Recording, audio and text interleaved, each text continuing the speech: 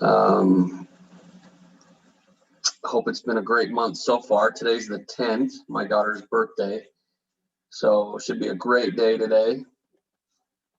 Let's start with our wants and needs.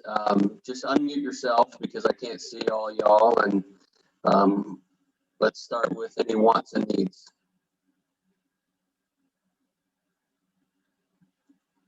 Nobody wants anything. I'll ask, is everybody's audio choppy when Steve talks, or is it just mine? Everybody's nodding. Mine's choppy. Yeah, it's a little choppy. Just keep trying. If it gets worse, then I can finish up the intro stuff if you need. Okay. I don't have any wants or needs though, so unless anybody else does, I guess we're good. All right, this will go quick. All right, let's move on to our broker moment. So the broker moment's talking about the deposit of earnest money with the title insurance company. So just keep in mind that this is amending the REPC, because the REPC says that it will be deposited with your brokerage. So line 1 here says that buyer and seller agree that the earnest money deposit will be held at the title company, and it amends the REPC. Keep in mind of that. And then it also, down here in the attention part, says buyer and seller are advised that the title company may require through separate written instructions, both that the buyer and seller will authorize disbursement of the earnest money. So just keep that in mind, that it makes it a little more difficult to get the earnest money released, where the REPC says that you only need to have the one party sign if it's before due diligence, which would be the buyer. The title companies can change that, and it says buyer and seller acknowledge that the Utah Division of Real Estate has no authority over the title insurance company to release the disbursement. So they're not going to do anything about it if this form is used properly like it's supposed to. Any questions on that? So I have seen as little as $500 sit at a title company because there was a disagreement on who should get it for 2 years. The title company keeps saying, what do we do with this money? Well, we don't have an agreement, so it just sits there. And I never saw how that ended. The buyer and seller just ended up walking away with it. And I don't know what happened to it, honestly. What happens to it when something like that happens, Brian? Is there a statute of limitations on that? As far as if there's no clear path of who it's supposed to go to, what happens to it and when? Yeah. I can tell you from my own experience, I had an agent in my old office who, it was just that there was miscommunication. Nobody knew who it went to. Obviously, both sides wanted it. It sat in there for like a year and a half.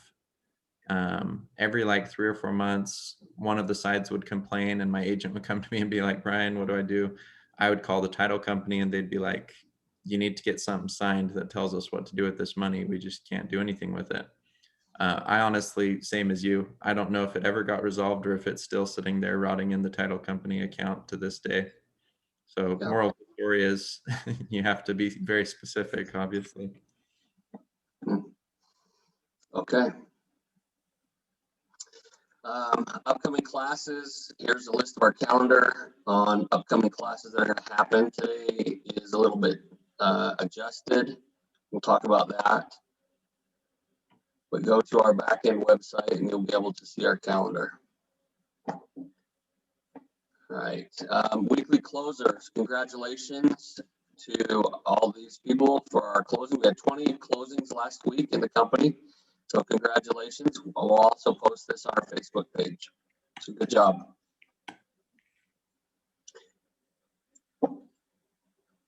All right, Brian. Yeah, let's go ahead and go to the affiliates first, and then I'll introduce our teachers. So go ahead and take your 1-minute insurance moment. This is Amy Corcoran with White Knight Home and Auto Insurance. Excellent, thank you. Yep, we do, Amy Corcoran with White Knight. We do home auto. We specialize in log homes, manufactured homes, and mobile homes. So if you have any clients that are having a hard time placing, or you're showing any of those are more of the hard, difficult ones to place. We would love to be considered for that. This month, we are bringing back our drawing for our 50-inch flat screen smart TV. If you send in a quote request and we quote it, you will be entered into our drawing. This can be for yourself, it can be for your clients, it could be for your family and friends. Who doesn't need a 50-inch screen TV hanging on their wall, right? So I'll submit my information in the chat. If you know of anybody, refer them. If you've already been in our or had a quote from us, that's okay. Send it to your friends and family. If they get a quote, we will put them in the drawing. And if you send them, we'll put you in the drawing as well. So great way to sport a new TV. Sorry, Amy, did you say you have some marketing, something that we can post or repost? I will, yes. I'll be posting it in the Presidio Family on Facebook, and then I'll put my contact information in the chat here. So if you have anybody or even want it to do it yourself, you can shoot me a text or an email and we'll get you set up. Thank you. Thanks, Amy. That was perfect. All right. I don't know if Mike's here, but Mike with Silverback Home Warranty, you've got the next minute if you are here. All right. Jack was trying to get on. Jack Andrews with our preferred vendor with Edge Homes. Are you on, Jack? I am. Oh. There you are. Go ahead. Take it away. Okay, so I have new releases, and I just want to update the team on how this works. Every Tuesday, Edge Homes will release multifamily units, condos and or townhomes. And intent to contract forms to be submitted on any units of interest to your buyers prior to 5 o'clock on Wednesday. Then once that deadline expires, if your buyers want to, based on a number of offers, they can adjust their offer price prior to 11 o'clock a.m. on Thursday, and winners will be announced by Thursday at 5 o'clock p.m. That's for multifamily. Release on a Tuesday, intent to contract prior to Wednesday at 5, winners announced on Thursday. For single family, we release lots each Wednesday, and so we just move everything up a day. We'll release the lots on Wednesday, intent to contract forms due by 5 o'clock p.m. on Thursday, winners announced by Friday, close of business. Over the last year, everything has sold within 36 hours of release. If you need pricing and all that, I'm going to put our new releases flyer and our master price sheet in the chat. So copy those links, because I update the flyers and the master price sheet anytime there's a change. Thanks, guys. Reach out to me with any questions and make sure that your clients are prepared to make decisions in hours, not days. Absolutely. Thanks, Jack. All right. Do you have anything else to cover before I introduce our teachers, Steve? I do. Be looking on our family Facebook page for our Fun Day Friday event delivery.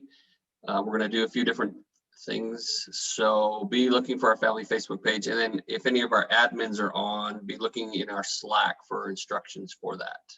That's it. Thank you. All right, so I just wanted to introduce Braxton and Paul to you guys. So Braxton and Paul are the Fortress Home Loan team. Ton of experience in the industry. I was talking to Braxton the other day, and I believe he said he's now over 500 loans, somewhere in that range. So it's similar. He looks young like I do, but it's the same thing. When people ask me how long I've been in the industry, I'll usually say 110 realtor years or something, because it's about how much you've closed, not how many years you've been doing it. So similar with him, and they're great at what they do. We're excited to have them here to teach us today. So with no further ado, you guys can go ahead and take it away. Awesome. Thanks, Brian. I'll go ahead and share my screen real quick. Make sure it's the right one. Okay, are you guys seeing that? Yes. Okay, perfect. I'm not super familiar with Zoom, so I just want to make sure. So yeah, Paul and I are just going to quickly run through, how you can really guarantee a smooth loan process. Okay, and another title of this could be, how are we going to leverage the loan process to get referrals, right? From a realtor's perspective, right? Because that's really what this should be about. So, right, why should you care? It's, just for you personally, right? It's less work involved, right? You don't have to spend as much time on, trying to get the transaction through, trying to make sure the lender's doing their job, right? And then also less headache, right? Less stress, less frustrations. And that's going to be a lot easier on your mental health as well. And so with that, you're going to have more time for other things, right? So, you can go on vacations more. You're more relaxed when you are on vacation, where you're not checking your phone every 10 minutes, right? And then, beyond that, more referrals, right? That's what's actually going to grow your business long term, right? So, what percentage would you guys say that, let's say a client has a bad experience, what percentage of those do you think you get referrals from versus clients who have a great experience? Does anyone have any thoughts on that? 0%. Fair. I gave a little bit more benefit of the doubt. I was thinking closer to maybe like 10%, maybe 15%, but very minimal, right? And so how are we going to make it so that we get referrals from all of our clients, not just that, that good like 70 to 90% that have a really good experience? How do we make sure that everyone has a good experience so we can leverage those referrals? So now, as far as who we are, our experience, as Brian said, I'm super young. I've grown my beard out a little bit more, but that's really all that's changed. So I've actually been working in home loans for about 6 years now. So 3 years of that was only veterans. And I was heading up purchase teams over there, actually helping. It was a veteran committed mortgage company. So that's literally all we did. After that, worked at Nationwide Builder for 2 years. And between all of those, I've helped well over a couple thousand families. And actually loans that I've done, as Brian said, it's a little bit over 500 at this point. But yeah, when I say thousands of families helped, back when I started, I was an assistant for, a couple of years. And then beyond that, I literally talked to probably 20 people every single day, just going through, options, making sure that they have the best either loan scenario or just kind of what I would do myself. Now, Paul, he's been in the industry for 20 years, right? He's done 12 years just training on like real estate investments. And recently he's really started to take up the mortgage side of things. So he's very knowledgeable at what he does, and glad that we have him on the team. And so now, as far as elements of having a smooth loan transaction, okay, these are kind of going to be the main 5 things that we hit on. Okay, so it's going to be communication, expectations, listening, having a good team, and then executing, right? Because none of those other 4 things matter if you don't execute. So communication, just get right into it. So this is going to be a 2-way street. Okay, it's not only just you and your lender, right? It's also going to be the title company. It's going to make sure that the listing agent is involved and understands every piece of the process, right? You want to make sure that everyone's comfortable with it.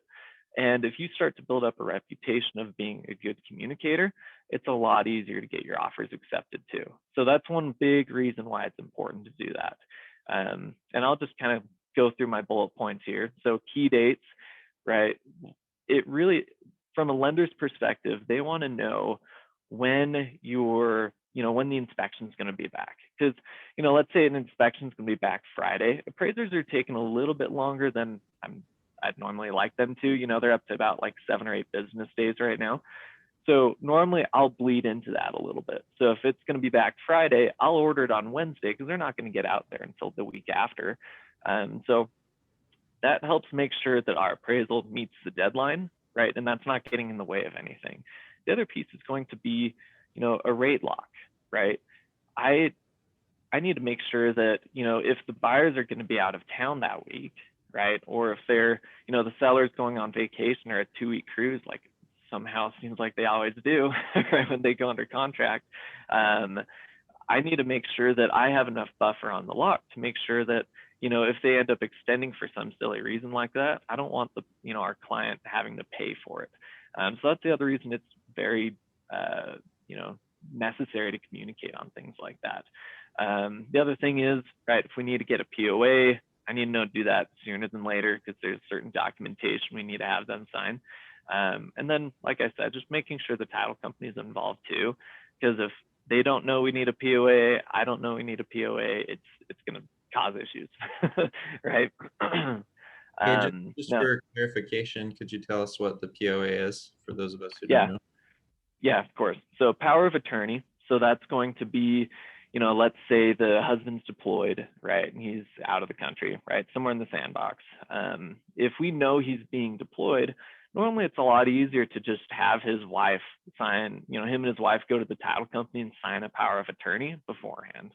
Because after the fact, it gets a lot more complicated where we need to sign all the docs here and then we send them off to the sandbox essentially, and then he has to sign them there and then send them back.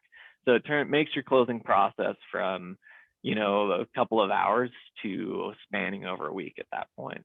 So that's why it's really important to make sure that we have that kind of logistical piece taken care of. And then so early and often, I'm going to move down. Early and often, obviously sooner the better, right? It's easier to fix issues while they're still looking at homes before they're actually under contract, right? So either, fixing credit scores or, just dialing in questions like, for example, I have someone right now who's in the middle of a lawsuit, right? We're still able to do the loan. It's better to make sure that we kind of hash all of that out with underwriting beforehand so that they know it's coming before we just kind of slap it on their desk and, just see what happens, right? Now, the other piece on this is going to be, delivering bad news, right?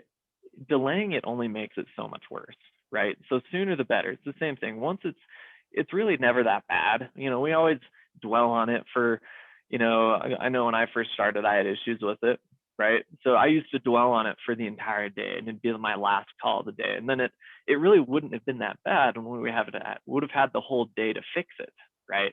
But since we waited until the very end, right, now we don't have any time to get it fixed that day. And so now it's turned into tomorrow's problem. And then it just, you keep procrastinating that. So I actually have something on my whiteboard. I know you guys can see my huge whiteboard that I have.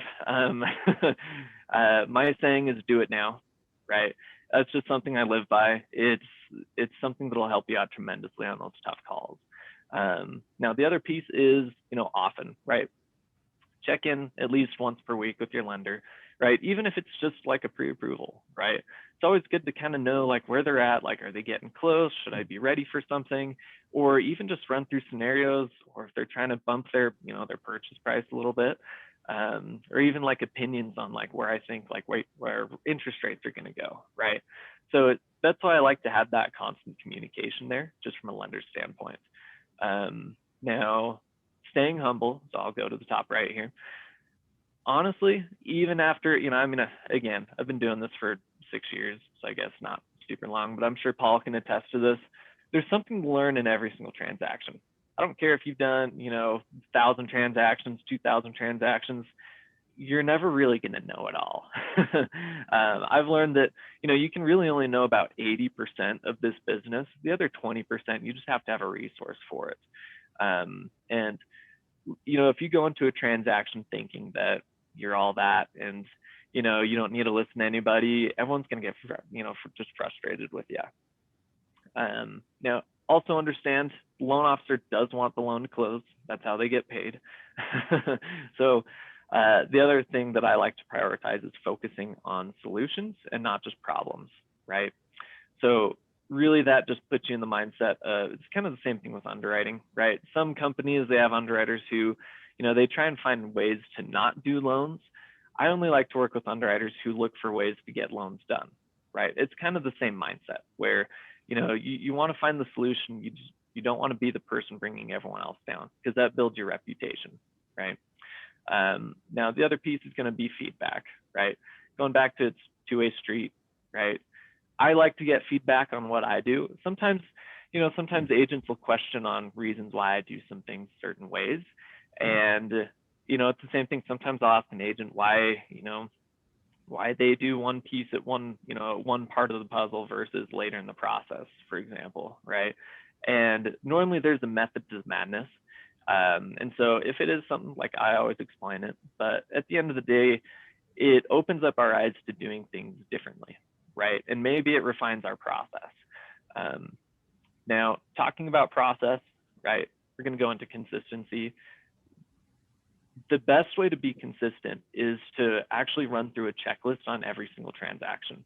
This is essentially like your QC plan, or like your quality control, right? To make sure that everyone's having a great experience, right? So if you like to call or text every week, go ahead and do it. If it's a new construction, you want to go out and take pictures of the home every week, make that part of your checklist, right? That's the easiest way to make sure that everyone's getting the same level of service. Now, that is a lot of work.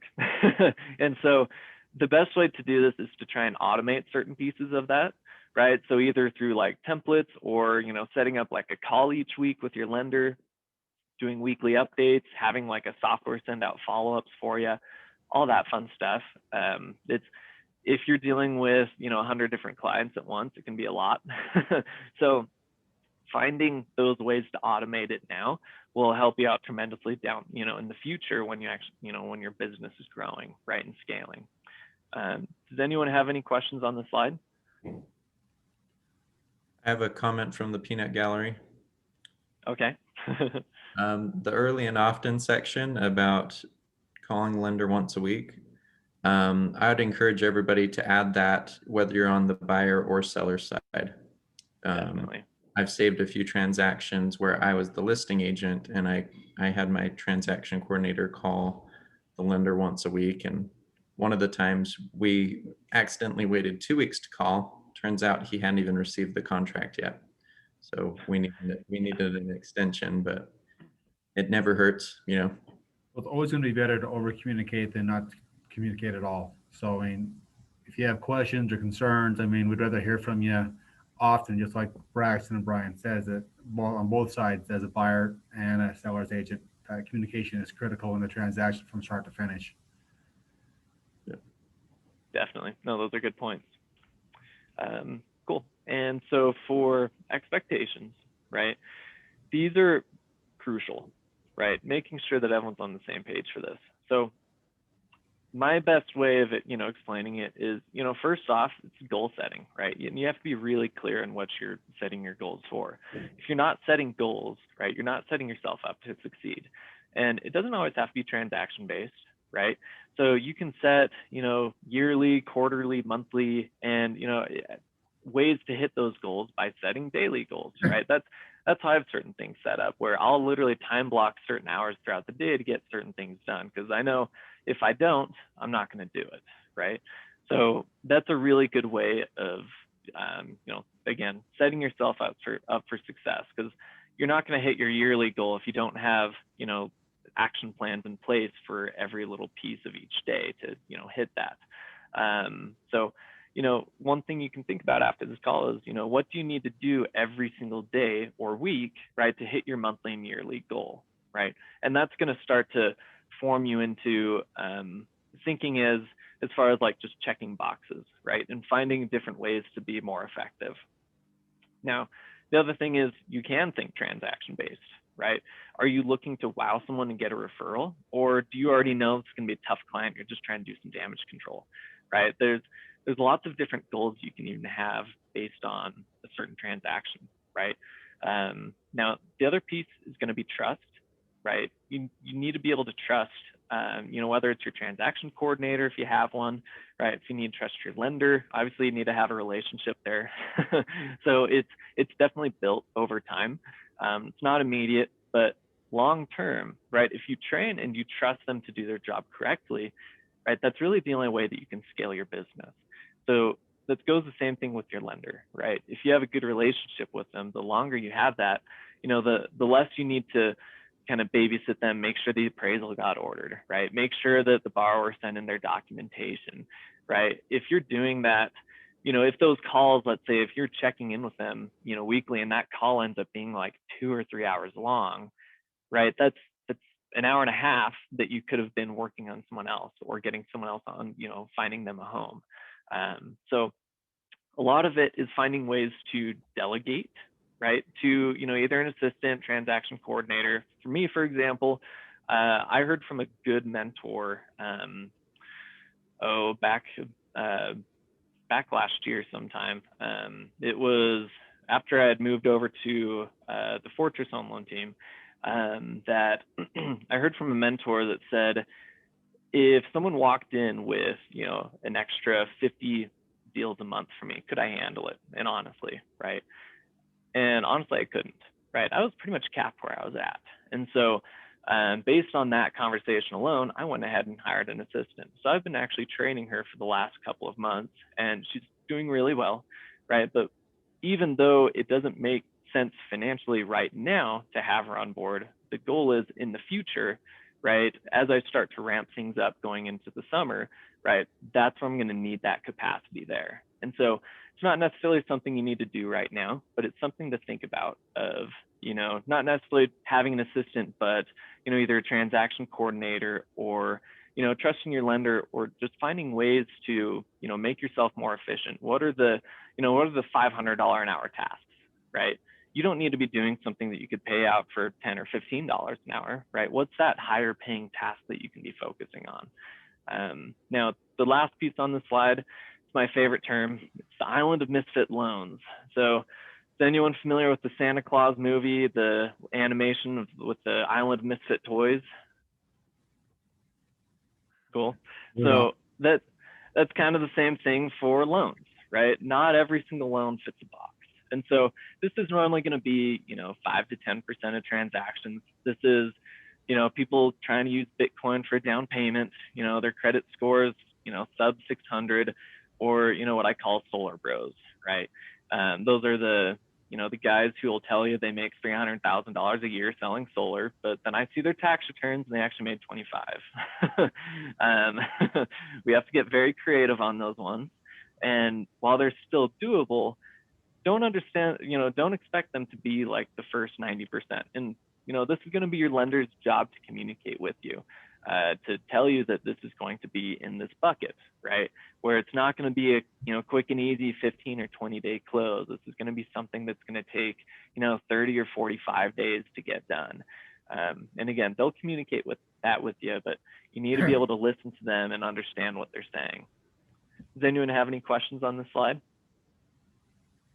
I have a comment I'd like to make, Braxton, is that I think that's really important that's going back to the communication, because, you don't want to be, as an agent, a real estate agent, going out there showing all these houses to these clients and not realizing that they may not even qualify for a loan, or they need one of these misfit loans, like Braxton's saying, that it's going to take a little more time than, hey, Paul, I need a proof of fund or a pre-approval letter today, and we haven't even talked to your client, to see if they can get a loan. And so that's just, it's not a good use of time. So if we can get that up front with the communication, and we can get an idea of where they are and what we have to work with, then we give you and your client better advice and better steps of where they are and where they need to be and the steps to take to get there.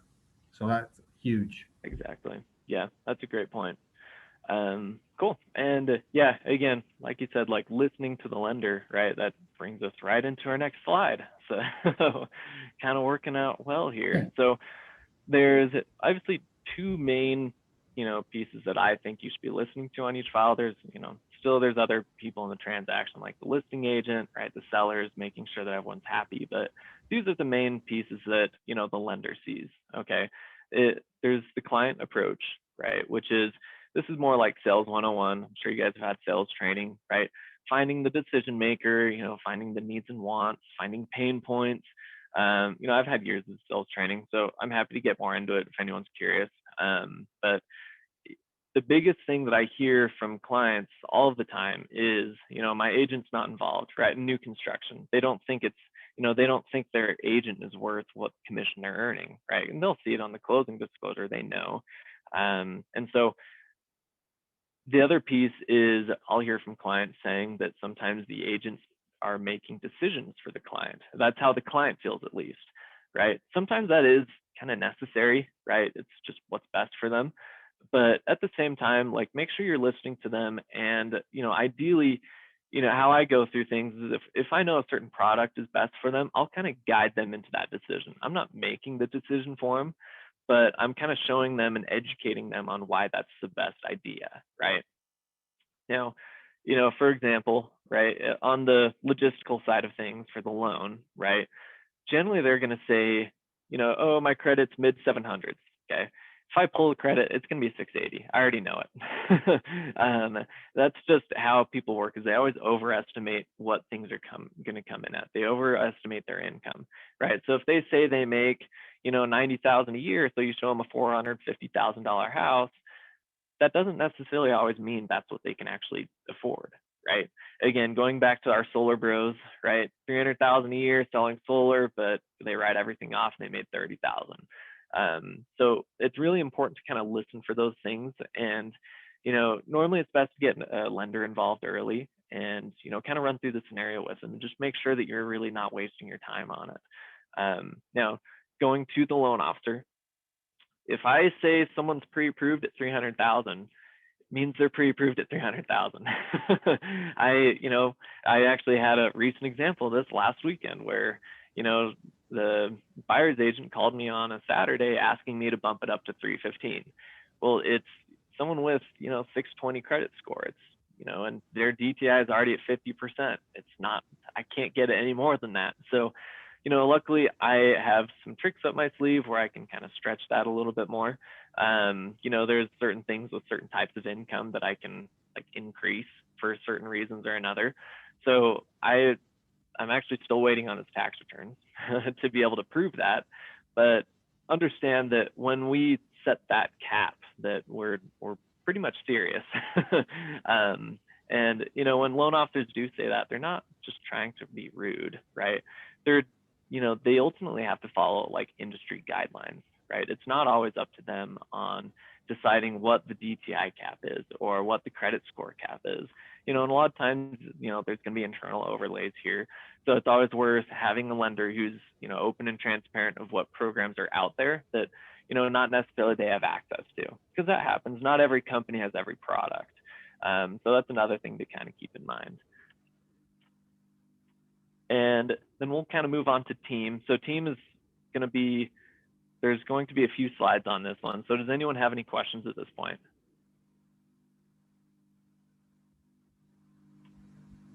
Okay. That hopefully means I'm doing a good job.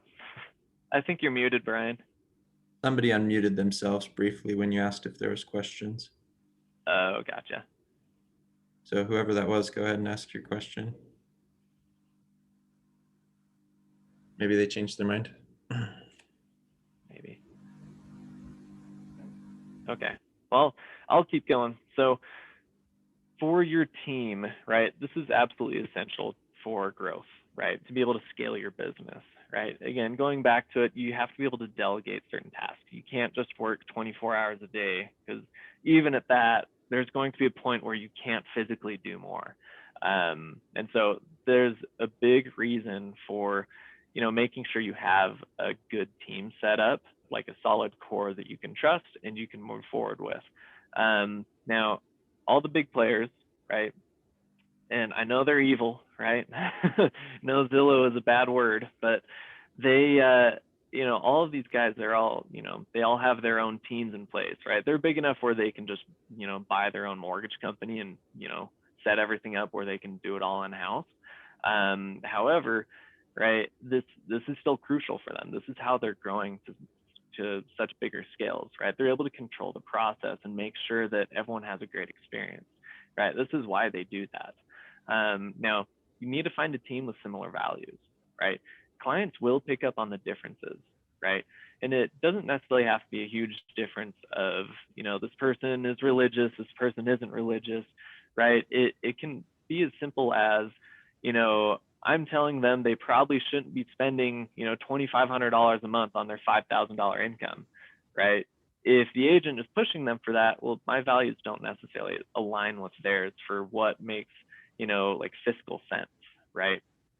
Now, the other thing is, a very hands-on agent, who kind of wants to walk their people through the financing process, right? They're not going to do very well with a company who's doing 1,000 loans a month, right? Because it just doesn't mesh. Someone who's doing volume with someone who's trying to be hands-on, the person doing volume is going to get annoyed, right? And the person who's hands-on is going to get frustrated that they can never get a hold of each other.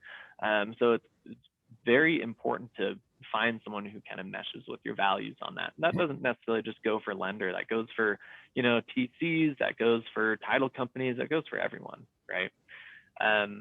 Now, I do have some examples.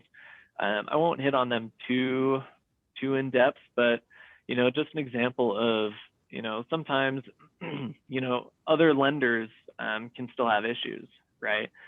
Even just with internal guidelines. So this one, went under contract mid-November. They were supposed to close December 10th, right? The buyer was working with a direct lender that, upfront said there's no issues, we'll get it done. Well, buyer, is working for family, working at, it was like an advertising agency, right? And the underwriter said that he was making too much money. Well, it's not the underwriter's choice, but anyway, so they ended up declining it for that, and then finding some under the table income, trying to bring in all this crazy stuff, trying to have them pay some income taxes. It was just kind of crazy. So I actually got a call from them the day after they were supposed to close, had them apply Sunday, and it was submitted, approved same day, and we got this one cleared to close in about 3 days. So even though they fell out of contract, we were able to get them back under contract with, I had worked with the buyer's agent on this quite a bit to be able to get it to work. But it, ultimately it was another family in a home. They didn't have to pay $5,000 in income taxes, right? Another scenario, right? This literally happens all the time is, maybe I'm tooting my own horn here, but some lenders are definitely better than others. This one, I got a call Thanksgiving, right? Buyer's wife in tears, right? The lender told him the night before that they weren't going to get the house. So, this one was a little bit more complicated of files, 6 different files. Same thing. It was, started it on, I can't remember if it was a Sunday, got it submitted to underwriting, same day approval, and we were able to get it closed in, 6 days. So it's definitely doable out there. A lot of lenders are backed up through refinances. This is my, again, toot my own horn. But the point of this slide is to find a lender who, who does things like this, who has good reviews like this, someone that you can trust, right? So Google reviews, very good. Like I have all these people, these are all just on Google, right? So if your lender has like 2 or 3 stars, you should probably ask him why he's not taking care of his clients, right? And again, you don't necessarily have to use the Fortress Home Loan team, but these are things that if I were an agent that I would be looking for in a lender, right? Now, these are the things that actually work for me. Okay, these are things that I do. So weekly updates, obviously I've been, we kind of hit on this quite a bit. So, and the things we normally go over in our, weekly updates, right? Whether it's just an email, some agents don't like to hop on the phone, some don't like to meet in person. So I just do a quick email, like here's where things are at, right? Mainly ones that are under contract. I'll ask where some, some pre-approvals are at. Ask them if they have any scenarios, any, any leads that we've been working, I've been trying to get a hold of, trying to get to do an application. And then, like I said, doesn't have to be super long. These are normally, they can be anywhere from like 5 or 10 minutes for the most part, right? Unless you have, 10, 15, 20 deals, it might take a little bit longer, but really for the most part, it's fairly quick. Now, the other thing is going to be open communication, right? Most realtors work on weekends. Like I work Monday through Sunday. So, sometimes I'm off though. And, when I'm off, I'll, if I race motorcycles, that's my thing. And so, when I'm out of town, I make sure that someone's there to cover for me. So whether it's my assistant, whether Paul's helping me out, I always make sure that there's someone that you can reach. And that's very important. I understand personal time is huge and crucial to just being in this business. But you still need someone to get a hold of, right? The other thing is going to be easy to reach, right? And setting clear expectations, going back to it, right? Now, you want to have a lender that prioritizes purchases, okay? Because that's obviously what you guys deal with. If you work with a lender who is trying to pull the low-hanging fruit and doing tons of refinances right now, the problem is that bogs down the system for everybody. Okay, so your purchases where normally they take 2 or 3 days to get out underwriting, now they're taking a week, right? That makes it such a tighter time frame, and there's not a lot of room for mistakes. And where these guys are doing 50, 75 loans in a month that are all refinances, right? Things start to fall through the cracks. And so that's the other piece to keep in mind, is that you want to make sure that it's a lender who does purchase your files, right? And make sure that they actually care about closing dates on time. Now, personable, right? I always make sure the clients come first, right? If it's a scenario that doesn't make sense, I'll just tell them, right? I'm not here to kind of beat around the bush, because honestly, most of the time the writing's on the wall. I do focus on relationships, ensure they have a great experience even beyond the loan, right? And I know Paul does that too, right? I don't want anyone to think that I'm just passing them off to a processor or passing them off to an assistant, right? I want to stay involved throughout the process, because that's how we can guarantee that they're going to give us great reviews, right? That they're going to, send us referrals, right? I have a very specific process in where I ask for those, right? Lastly, tech. You want your lender to be helping you out with technology. So, I have we're actually working on a realtor portal in our software right now, but as it sits right now, it does like automated updates. So, if you're not getting a email once an appraisal's ordered, right? That's important to know, right? You should be knowing the day that gets ordered. You should know the day it gets back. You should know the day it goes to underwriting, the day it gets out. And so I actually have all these set up so they go out automatically, so I don't even have to worry about it. Again, going back to automating things. The other thing is, I don't know if you guys have heard of HomeBot. If you haven't, definitely look it up, or I'm happy to go into a little bit right now, but essentially it's like a way to automate your monthly follow-up with past clients, right? So it just keeps you right in mind. You really don't have to worry about it. It's another way to automate things. I also do like some Facebook ads. I'll help agents out with that once in a while. And if they have a clunky website, I don't actually make websites, but I know, kind of what the things that they're looking for, making sure they have call to actions. If they want to have like a sticky bar on the top of their website, I can help out with stuff like that. And so that's what I'll do for agents once in a while. If they're, if I see a need there, if they have a good website already, I'm not going to worry about it. But I just want to make sure that, it's not just me taking referrals, right? I want to make sure that I'm still adding value and finding ways to make their business grow, right? And I think that's all on team. Does anyone have any comments or questions on just making sure you have a good team set up? Wanted to clarify, when you talk about HomeBot, are you suggesting people get that? Or do you have a way of orchestrating a discount for our agents if they're interested in it? Is it just a suggestion? Yeah, no, that's a great point. So HomeBot, they require a lender sponsorship. So I pay the bulk of the fee, and I want to say on the agent side of things, I think if you only have like 25 clients or less, I think it's free for you. And then once you get over that 25 mark, it'll actually, I think it costs like 25 bucks a month or something like that. And really what it does is sends like a monthly home valuation email to your buyers. And it actually has like a 90% click rate, which is amazing for email. And so I use it personally for everyone that I close already, just because it's another touch point, right? It's another way to kind of stay in mind, because it's all branded to you.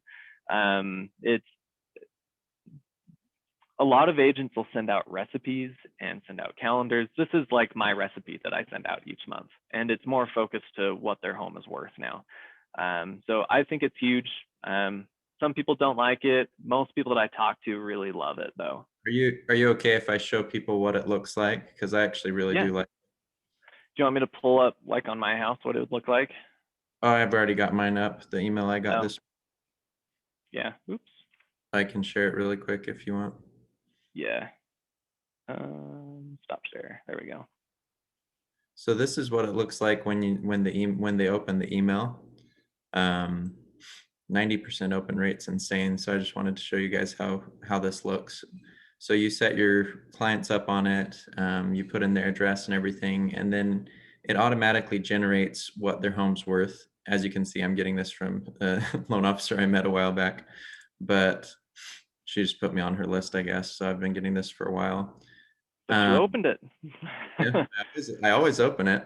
So one thing I was warned about is it's kind of like Zillow, they'll just pull a random number, right?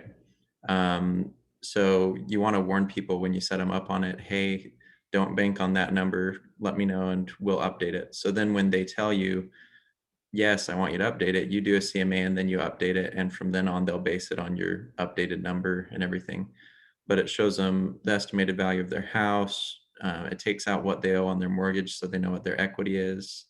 It breaks down what you've paid for, how much interest you're on track to pay for, if you changed loans, what it would look like. And then what I really like is it brings up what they could buy new, like, or what they could look into for an investment property if they pulled some equity. It just kind of gets them thinking about potential moves, which is good for us. We want them to be thinking about investment properties or, what they might be able to qualify for down the road. So it's a pretty cool tool. Yeah, definitely. I use it myself, and again, I mainly look at it because it's just, again, another education piece, right? People don't really know how much their value changes month by month, right? And that's what's huge for me. That's why I use it, because I mean, I look at the market, but it's just easier to, put it home with myself and see exactly what it's actually doing for me, right? So I'll go ahead and re-share this. Okay, cool. So awesome. And we're almost done, I promise. This is the last slide we were going over, right? Execute, right? If you don't have a plan to execute, you're not going to do it, right?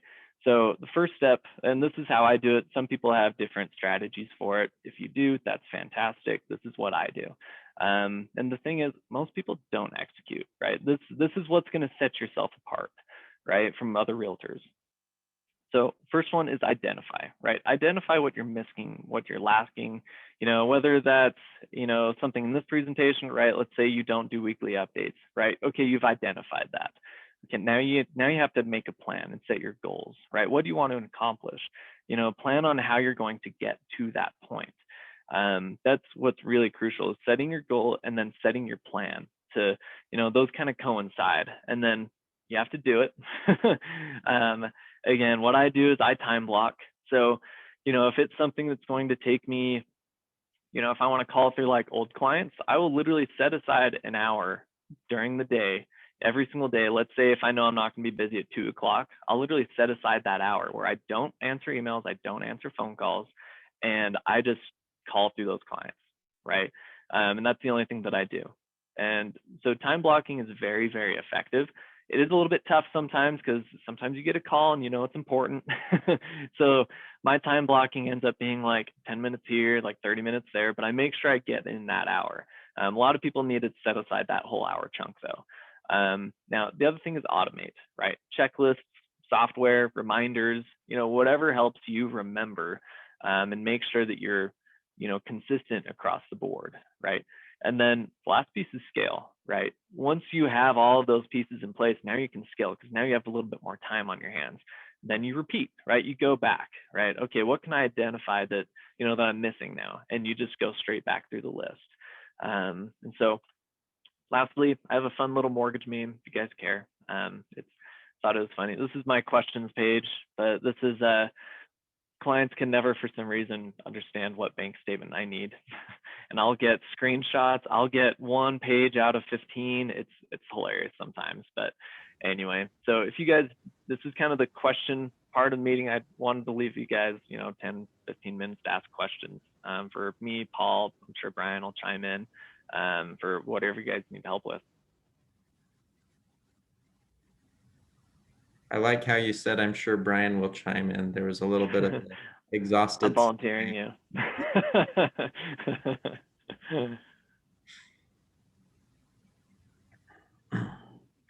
if nobody has questions, I'll ask you some that people are Yeah. probably wondering, but I'll allow another 60 seconds of awkward silence before I do that.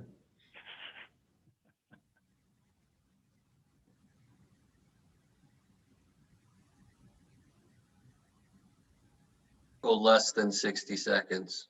I always go 60 because I'm already bored. well, a couple of thoughts I have, Braxton. I mean, I guess I'll just share what we do and ask you what you think about it on your side. On our buyer and seller checklist, because we have our own, you talked about having a strategy and a checklist and everything. We have our own for the whole process, and all along the process, it has little points that you check off: call lender, call lender, call lender, Oh, perfect. Yeah. call text lender, all that stuff. So when people are doing that, what would you say, just for advice in general, whether it's you guys or any other lender, is an email effective enough for that, or will they not put you at the top of their pile unless it's a call or a text? Like the principal squeakiest wheel gets the grease. Yeah. What needs to happen for a lender to be like, okay, I better work on this now because they keep on calling, emailing, texting? Which would you say is Yeah. most effective? No, definitely. If it's someone you've built a relationship with or you've done a transaction with in the past, I honestly think emails, if there's nothing crazy involved, right? Emails are great because, right, my to-do list is my email. That's just what I work through throughout the day. And that's how most lenders work, where, it's honestly the best way to stay organized. And so emails are good because I can reference it back to it later. And on your end, right, if for some reason something gets messed up, you can go back and you can use that and you can say, well, I emailed you, right? It's there, it's clear. If it's someone who you've only done like 1 or 2 deals with and you don't really fully trust with yet, or someone completely new, it always helps to call, right? Definitely call the first time, 100%. Because at that point, let's say you're the listing agent on the transaction. Lenders don't normally get calls from listing agents. And, whenever I do, it's always, okay, who is this? I don't really know who you are. And so it's good to have that communication piece, but then follow it up with a quick email. So normally what I'll do if I'm going to do something like that, I'll call them, and while it's ringing, I'll just type up a quick email of the 2 bullet points I want to hit on. And if they do answer, I'll send it off right when I'm talking to them. And that way, you get the call, but you also still get it in writing where you can reference back to it later if you need to. Yeah, thank you. I like that. In reference to your meme here, and I'm laughing because I don't even have to deal with it like you do, but I've seen it. I've seen it from a distance. What can we do as agents to help with the gathering of documents and the application? Because I'll tell you from experience, in these checkup calls with the lenders, I'm still waiting on, pay stubs. I'm still waiting on this. I'm still waiting on that. And I don't know how aggressive the loan officer is, so I never want to even touch it. I'm like, I'll ask the loan officer, do you want me to call them? And they'll say, no, I'll get a hold of them today. But in my listing and buying presentation, or my buying rather, I always tell them, hey, get everything within 24 hours of it being asked for, hopefully sooner. Is there anything else we can do during the process to help things move along quicker in regards to documents, stuff like that? Brian, this is Paul. Just that's a really good question, and I think obviously you're building a relationship with the lender and your client, but at the same time, that your client, has already got some relationship with you as well. And sometimes when you send a request for a document or a checklist of documents, they send that's easy for them to get to you. But then there's a critical document you need to have to go to the next level, and sometimes they don't respond to you quite as quickly as you need to, and it holds things up. And so I think it's a smart thing to say, hey, Brian, hey, here's what I need from your client. Would you just let them know I'm trying to get hold of them? And then if they get an extra poke in the back from you, then that tends to give them a little more fire under their feet to get things over to us. Does that make sense? Yeah, and you and I just barely had that scenario with, obviously I can't say their name in class, but we had somebody who the next step was for them to finish the application, and every time they wanted to go see houses, I'd ask them again, and I'd call Paul, and he'd be like, yeah, we don't have it yet. So yeah, it's good to know that that's helpful for us to give them a little nudge when needed. Yeah. And the other piece is that, it shows that we're working together, right? Going back to that team aspect, right? It really shows that we are communicating, which, yeah, it might be an extra text or an extra phone call, right? But really it goes and shows that you're a lot more involved than a lot of agents are. And so going back to getting more referrals, right? If you look like you're on top of your game and you're communicating with everyone, right? That's just another touch point to, go back to, how did I do? Can you leave me a review? Can you, do you have any friends or family looking to buy or sell, right? It gives you another touch point to, strengthen that relationship with the borrower. Even if it's something as simple as, hey, Braxton said your pay stub was blurry, right? Can you, did you hear from him, right? Even if it's something as simple as that, it still helps. So that's a great point, Brian. Cool. I'll And shut Paul. up. I'll shut up for a second so somebody else can ask a question before we're done. So, Braxton, we do have a comment from one of the agents wanting our contact information. So if there's Oh, yeah. that in there as well. That do you think that would have been helpful if I put that in there? So I'll go ahead and I'll put that in the chat real quick. Put yours in there as well, Paul, so people can get a hold of both of you guys. Will do. I almost thought of everything on this one. Missing that one piece. Yep. I've got another question if nobody else has any. I've heard from some lenders they can rush an appraisal. Is like I guess it's not under the table, but you're legally allowed to slide some money to the appraiser for him to prioritize you. Is that true? Yeah, no. Always true? Yeah, that is true, and that's actually a really good question. So how that works is it is an extra cost, okay?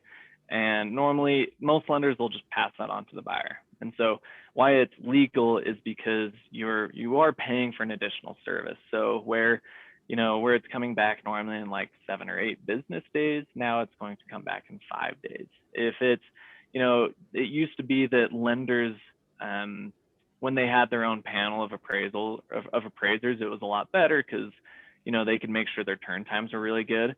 Going back to it, where all these refinances are going through, now that panel of appraisers, the 10 or 15 they just cycle through, they're too busy now, right? And so that's where that's where they'll start to use rushes. So I only do rushes if I know it's a quick close, like 20 days or sooner. If it's like 30, 45 days out new construction, I don't normally do it just because it's normally about another 100, 150 bucks to the client.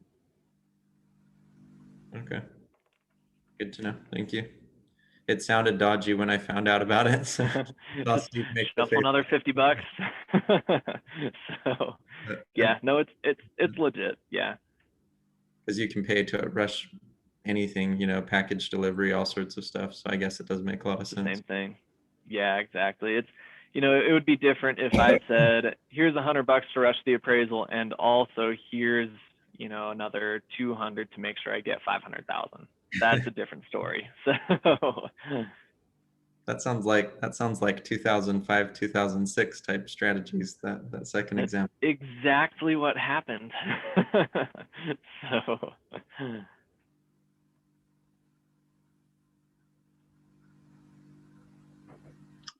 Okay, let's wrap it up then. Thank you guys so much. We appreciate you being on here. Really good information. We appreciate everybody showing up, or those that did, for sales meeting today. Brian, you have any closing words? No, just great job, everybody. This is usually the slowest time of year, and our agents are still out there closing a ton of deals. So keep up the good work. Okay. Thanks, everybody. Have a great day. Thank you. Cool. Thanks, guys.